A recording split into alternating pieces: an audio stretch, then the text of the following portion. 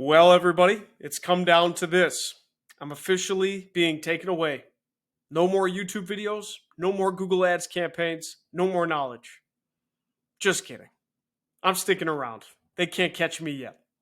What's going on, everybody? David Feldman-Makrias here, and I just wanted to start this video off because I am not wanted, at least from the law, but I am placing a reward out there. And I wanted to showcase this in a fun, exciting way. I'm not the wanted person, but let me unveil what is. So, wanted a Google Ads car dealer campaign that isn't completely messed up. Reward $1,000. This may seem like a joke. I'm not kidding. What I want to see is an actual certified OEM vendor that is running a new car franchise Google Ads campaign in the United States, any, that isn't significantly wrong, that isn't significantly just like not doing the right things at all for the store. Because every single one that I look into, whether it's our preferred partner, whether it's a different certified vendor, whether it's a so-called automotive Google Ads expert, every single one that I look into is jacked up. It's wrong. It's messed up. And not just a little bit, because there are a lot of different items you can pick apart inside of Google Ads. Maybe your ad copy isn't strong enough. Maybe you're not using all of your extensions or what's called assets now. Maybe there's just little ticky-tacky things. Maybe you're not removing all the keywords. It's like, that's not what I'm talking about. Those are minor changes. I'm talking about significant changes like overbidding on the brand name, wrong bidding strategies, over budgeting, all these different things. There are literally no accounts that I have seen thus far from a certified OEM vendor that is not completely messed up, which means not significantly wrong in their approach. It's baffling. It's really just, I can't even describe it, because these OEMs, and what I mean by OEMs is like Toyota, Nissan, Chevy, Buick, Mercedes. These OEMs hire these marketing partners that supposedly do a good job, but they're not doing a good job at all. And it's just frightening to see, because there's so much money. Well, it's not really frightening. I don't care. Not that I don't care. I just think it's baffling. There's so much opportunity that these dealers are missing out on. And people make the argument like, okay, yeah, but we have a marketing company and they're certified through the OEM, so which means we get all the money back anyway, so it's free marketing. Well, guess what? You get what you pay for. So if you think it's free and you're just getting it back, you're getting some templated hot garbage that really doesn't make a difference for your store. And I'm willing to put my money where my mouth is. I'm willing to pay $1,000 to anybody, to anyone that can show me a certified Google Ads dealer campaign, a certified OEM vendor running a Google Ads car dealer campaign that isn't completely messed up. So, hang them high. This is the bounty. And I'm going to put my money where my mouth is. Okay, let's get into another one that I've seen recently. I recently made a roast video that is going to go, if you want to check that out, that's actually somewhere up top at this point. And that was just a different vendor. We're getting into another vendor. I don't want to showcase the name because I don't think that's right. So I wouldn't want that done to me, but I am going to go through the poor results because they suck, for lack of better terms. So let's do it.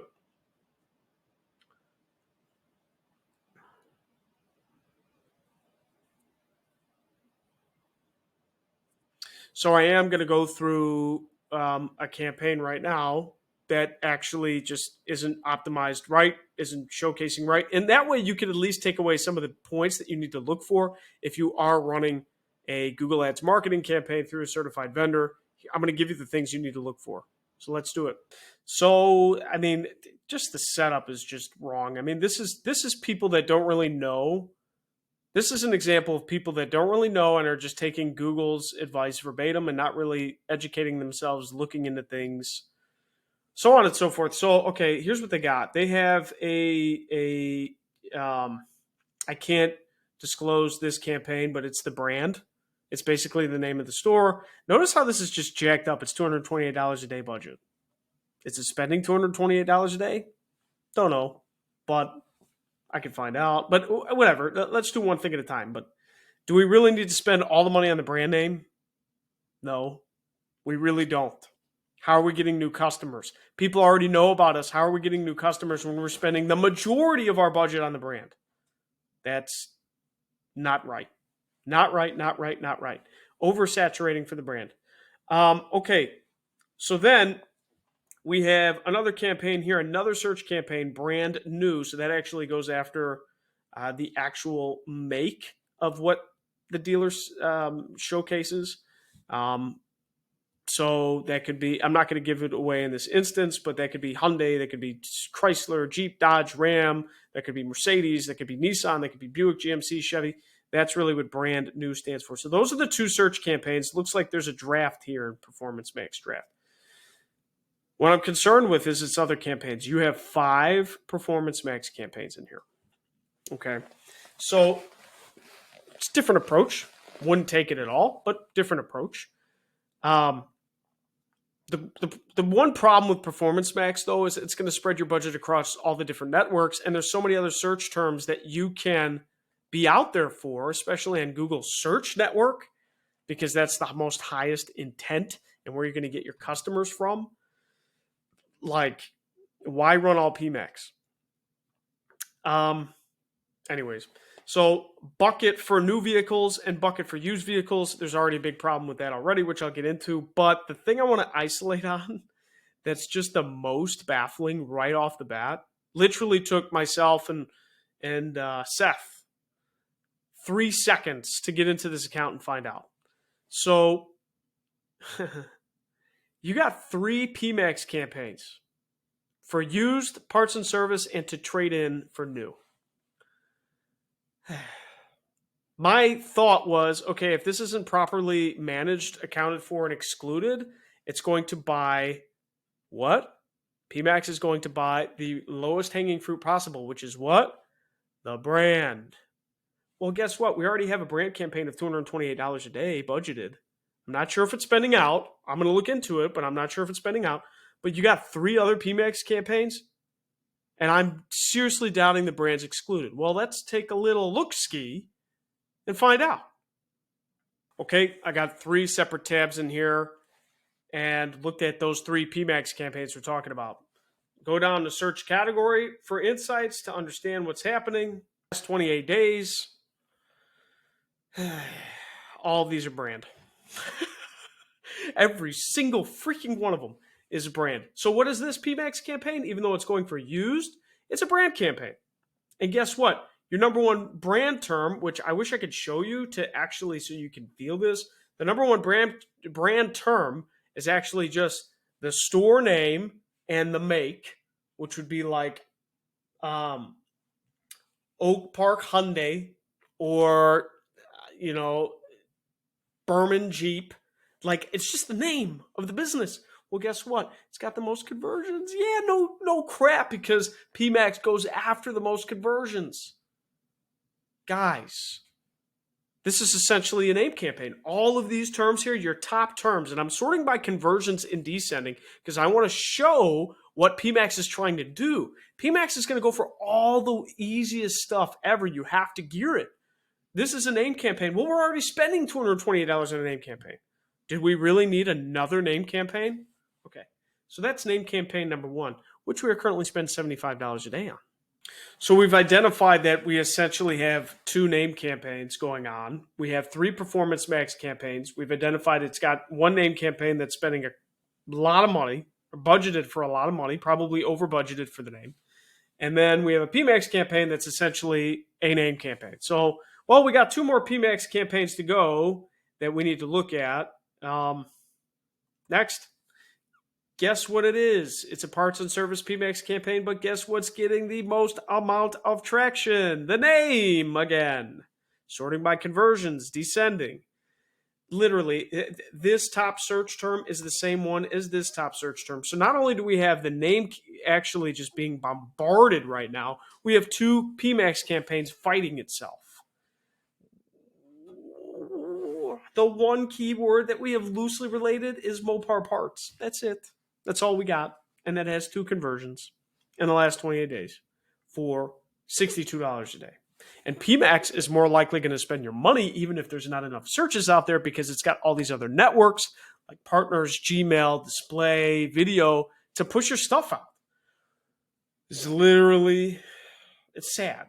I mean, it's just sad. It's pure neglect of people that don't understand how these campaigns work and aren't studying what's happening. I blame Google a little bit for this too because it's just crappy training. Third PMAX campaign, guess what, guys? What's the top A search term for conversions? It's the name again. Literally again. And what are we spending on here? $35 a day. Okay, cool. Well, we have Mopar parts again and flat tire repair near me. That would be great in the parts and service. Are we adding negatives? We can't add negatives to PMAX now. Are we adding brand exclusions? Probably not. I don't even want to look.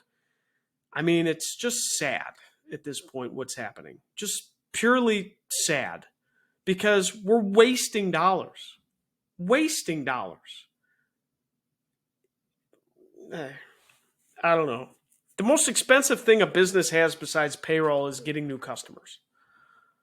That's the most expensive thing, and maybe taxes. You know, taxes, payroll, and acquiring new customers. Like an actual business expense that isn't, you know, it can be variable and efficient.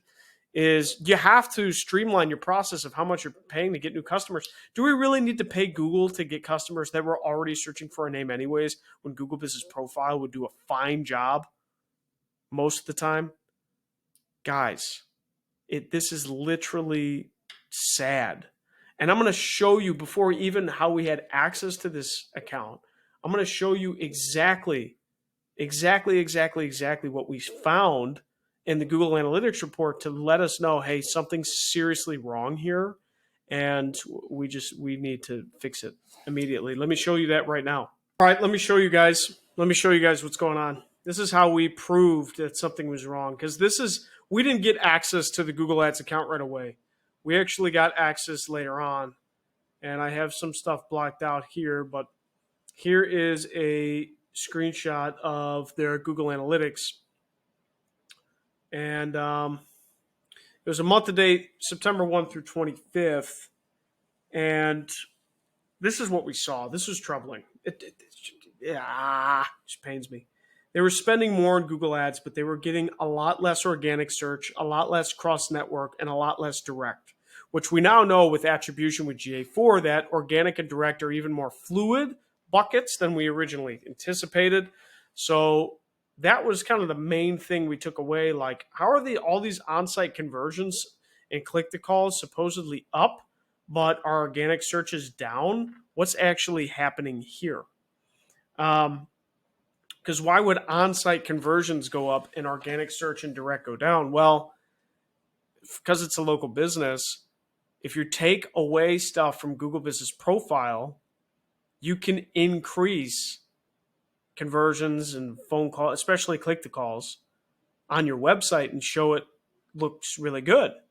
But what's your Google Business Profile doing? Because your Google Business Profile, if someone makes a call right from your GBP, it's not going to go to the website and you won't show the phone call on the website. So our theory was they're taking phone calls from what they were getting from Google Business Profile already and bringing them to the website with paid dollars. And that's why you show on-site conversions and click-to-calls up, but your organic search, cross-network, and direct way down. I don't think GBP is broken up here, so GBP is just housed in organic search. So it's like, that's what it sounds like. Now, when we look into Performance Max for the same date range for the store, you know, we show this uptick. We start really in April, but we don't get a lot of traction till May. So May, June, July, August is when we see clicks and costs go up. And honestly, the metrics look great, right? $5,200. We have 155 conversions. It's $33 a conversion, which is pretty good for the industry. 2.3% conversion rate. Oh my God, we need to fund this campaign more. Or do we? Because what we just proved is we spent $5,200 on the name, essentially. At least $4,500 of it. At least additional on the name. Which is why, again, when we see these on-site conversions, especially click-to-calls, go up that drastically, but business hasn't increased. That was the biggest question. Like, business hasn't increased, but they're showing us all this stuff is up. Well, you're stealing from what you would have gotten if you didn't pay for it. And there's a fine line, especially in Google, if you're doing that. That was the biggest, that was in conclusion here. We knew something was not right after looking at this data. Their business wasn't up a lot. It actually was down. Their organic search traffic, cross-network, and direct were all down, but it showed a lot more on-site conversions, which basically tells us, okay, we're stealing from Google Business Profile. That's what we're doing. So when we go down and we look at just the Performance Max breakout, you could see metrics actually look really good, as we expected, for the same date range. Here in April, May, June, July, we escalated Performance Max. It wasn't really until May that it got legs. Clicks look good, impressions look good. Cost $5,200 in this time frame. 155 website conversions, $33 cost per conversion, almost $34. That's pretty good. Well, too good though. Not for not adding any business. So when we go into SEO, which is organic traffic, how they determine this, it looks pretty consistent, sessions and views, but what happens in April and May? Let's zoom in. Pretty good, pretty stable, and then boom, views go way down. When did this happen? It started happening in May, and it got worse from May, June, July, and August.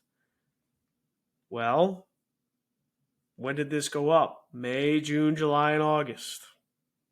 It's a direct correlation. They're stealing from the brand.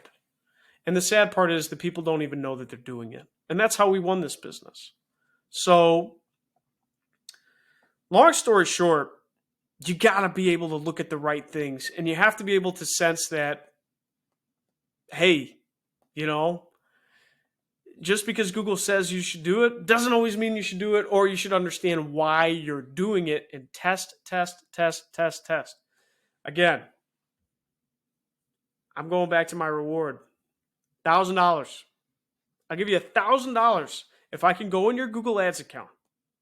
If you're a car dealer and you're running Google Ads campaigns through a certified vendor, I will give you $1,000 of my own money if I cannot find something that isn't completely wrong, or if, when changed, won't dramatically impact your business. Again, I'm going to repeat this. I will give you, if you are I'm going to repeat this whole thing. If you are a car dealer, a new car franchise, and you run Google Ads, and you do it through a certified partner through your OEM, I will give you $1,000 of my own personal money for something that if I can find a Google Ads campaign that is not completely wrong and messed up. Because every single one that I look at is messed up in some way, shape, or form that is significant. So, rant over. Someone want to challenge me on the bounty? Come on down. I would love to. Thank you. Like, comment, subscribe. Love you. Bye.